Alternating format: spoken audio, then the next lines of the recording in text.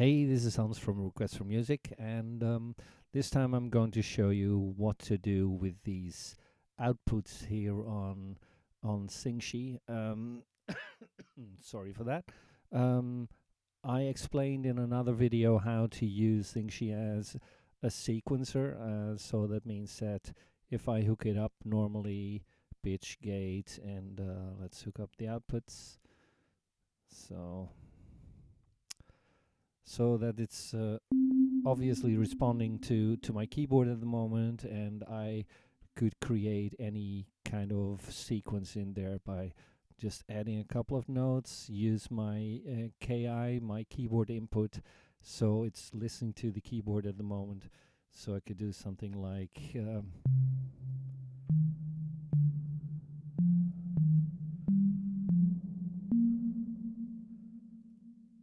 and now as soon as I hit the key,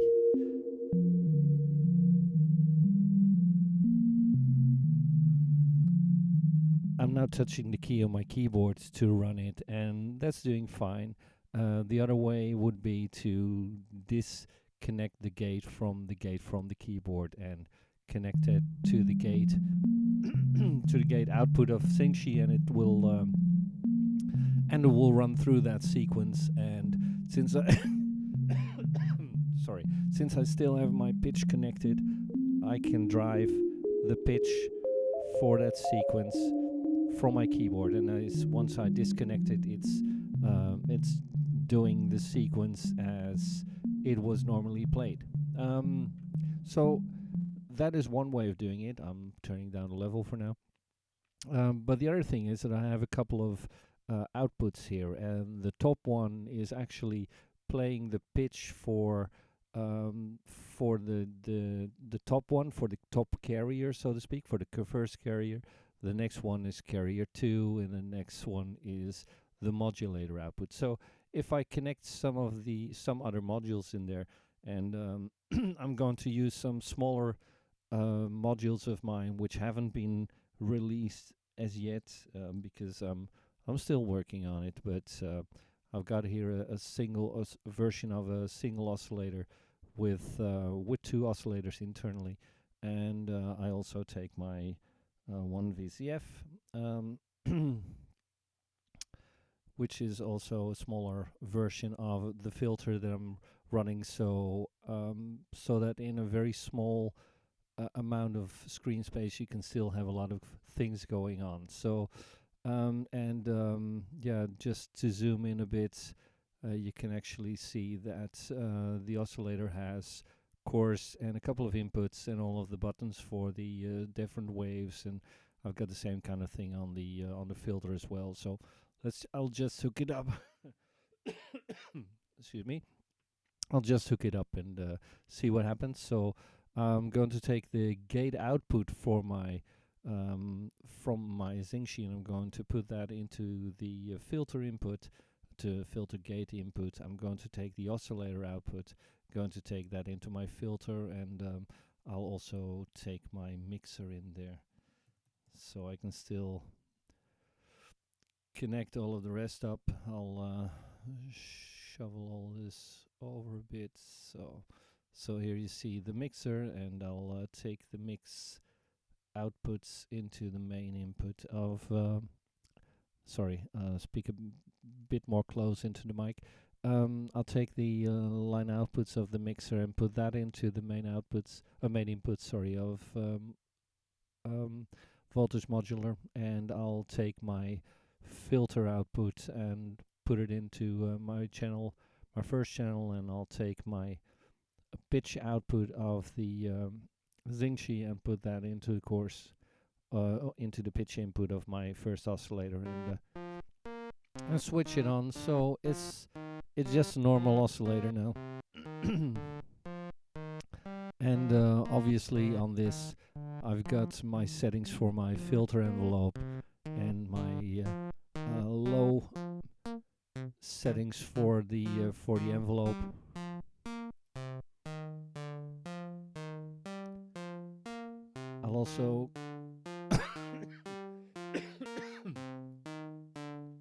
I'll also connect the XINGSHI up Since I don't have the gate input connected at the moment, it's actually not doing anything unless I take the gate output of this into the input as well. Then it should normally be running as soon as I dial my level up, of course.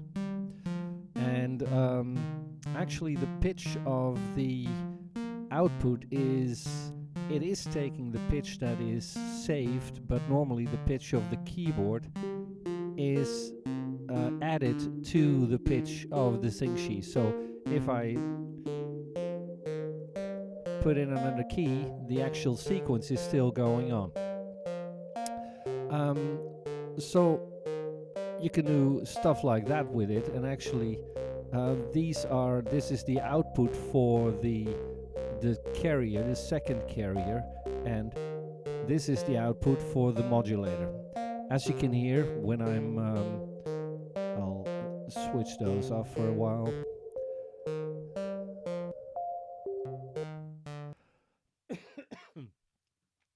As you can hear, when I connect it to one of the other outputs, it's taking the pitch that is recorded, and when you do this keyboard input on the XINGSHI, it's actually setting those pitches that you put in on your keyboard to the carrier 1 and and the modulator, because normally you want those to be in the same ratio. That means that the second is actually going on in a different in the standard pitch, because that hasn't been set. So if I listen to that, it's still doing this, and the other is then following the normal XINGSHI sequence. So if I tend to use it, or if I start to use it in a different way, if I start to think of XINGSHI in a different way, I can do really interesting stuff with it. Because say that and I'll switch those off for a while again. Say that I was going to play with the sequence timing for this, yeah, and so I'm going to change the second one to to 1/8 instead of a quarter, and I'll maybe do that for the fifth as well. So I'm going to hopefully get a more interesting pattern there, and obviously I can change my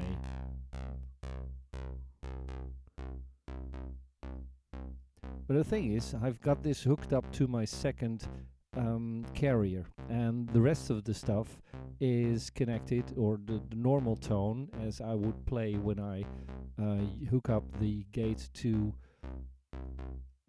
my normal to my normal output of voltage modular, and I got this. It's waiting for this, and still these pitches, if I turn this on longer,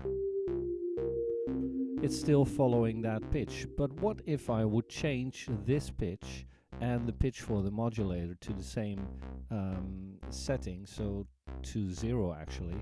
So if I go back to my first frame and switch on edit nth and set this to 0 and set this to 0 as well, I actually have my normal tone now, which I can still play while the gate is running the other sequence, so to speak.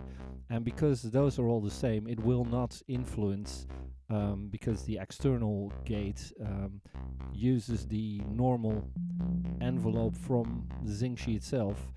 So if I dial this up,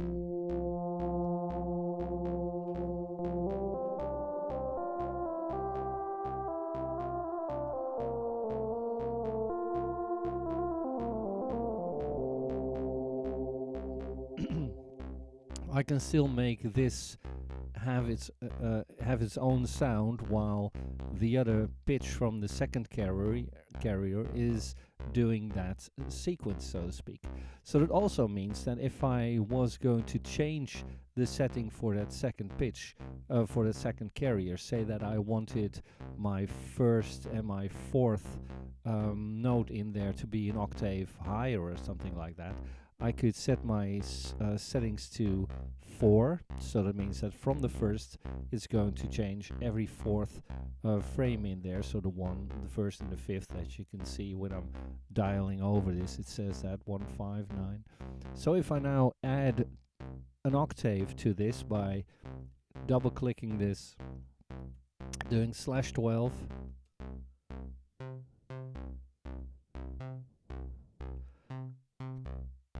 it's actually going to change that for those notes, so which makes for a more interesting pattern there. And let's change the overall timing for voltage modular, so I'll do it to set it to 150 or something like that.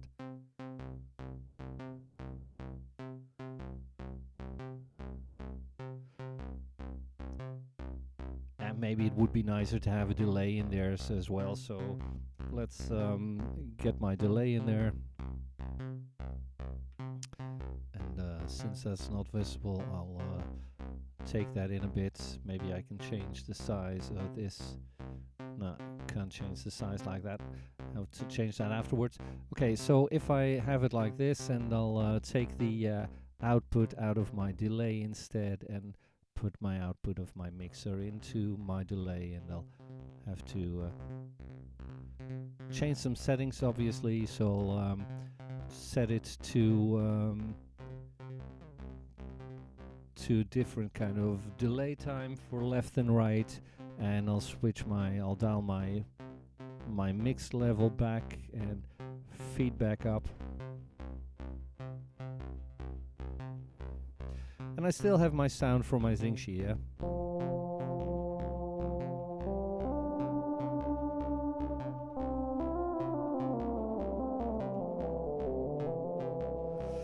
And I still have all of those different frames. So if I go back to my edit nth and change it to the first, I can set my morph on for all of my frames there. That will not interfere with the sequence output from my pitch. So I'll take it like this, and maybe I'll just change some of the settings for a couple of frames so it can morph from one into the other. Yeah. So I'm at the first frame there, I'll just leave it as it is. Dial the second one up, and dial the fourth one down, and the sixth one up again. So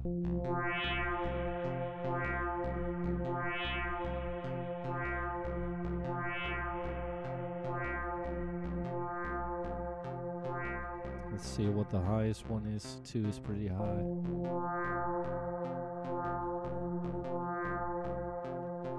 So it's still running at the same frame times and etc. as the sequence that is taking the pitch output into my second oscillator now. So yeah, I can play along that while still being in sync and so on.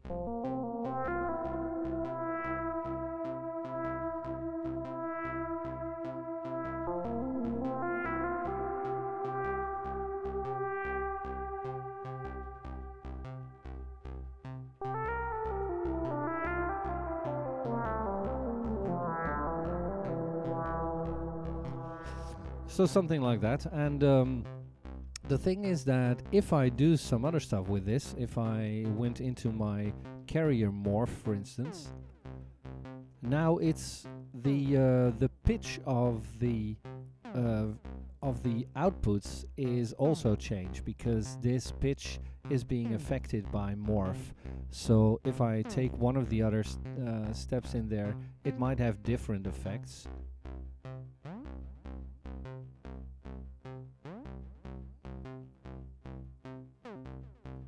So if I wanted to do that kind of stuff, it's looking at all of the pitches of the carrier 2 and of the carrier 1, and it's doing stuff with that. So there's different kind of morph modes, so you'd have to look into that.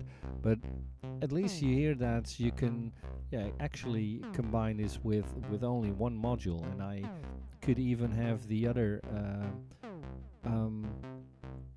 pitch in as well, because now I use my modulator, of course, to change this sound. I'll dial back the reverb a bit,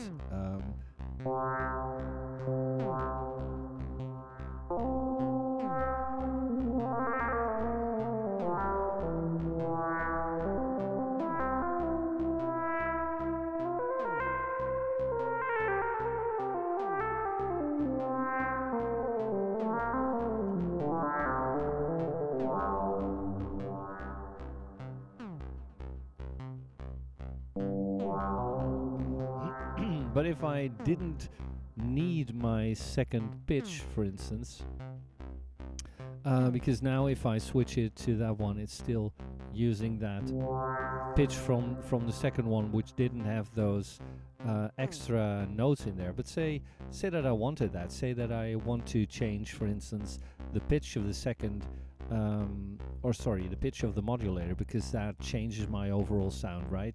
So if I go back into my first carrier and I have it set at one frame, or every single frame that's going to affect, if I double click that one, add 12 notes to it, the sound is going to change. And as you can hear, this was my second pitch, second carrier, and this is my modulator pitch now. So it has indeed changed. So that means that if I say, for instance, I've got it set to 1, maybe set it to 3, and change the pitch for those back. So I do /-12, and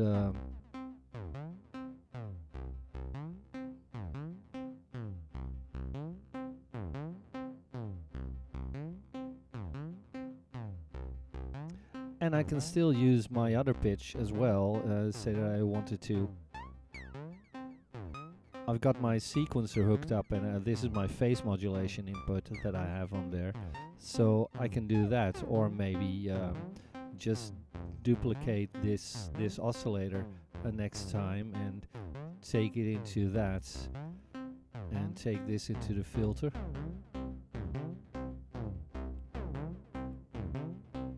Maybe even take an extra filter in there and hook that up. So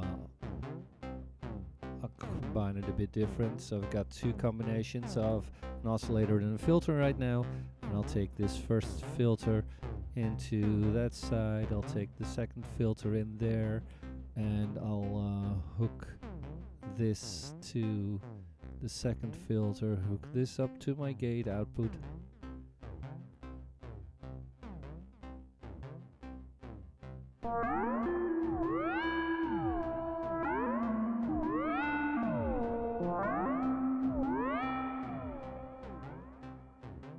And I still have my, I think my carrier, this setting on, so. But also the morph setting has also an effect when the pitch of the modulator is different between frames, so that's also what you hear, right? So if I take my modulation back quite a lot for everything,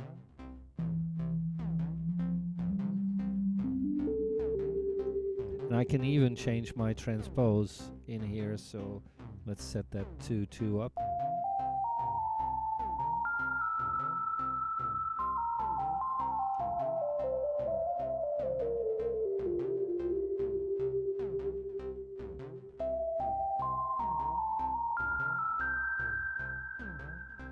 And of course the envelope in itself is completely separated from all of the rest.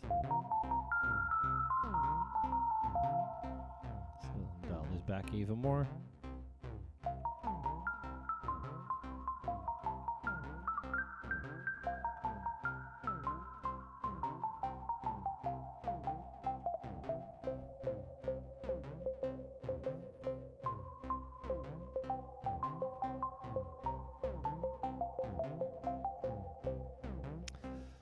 Okay, that kind of stuff. So I hope that gives you an idea, and I hope it will let you experiment with the XINGSHI a bit more than maybe you have already been doing so far. So far, to give you an idea of what you could do in combination from XINGSHI together with the sequence outputs. Yeah, hope it helps, and see you in the next one. Cheers.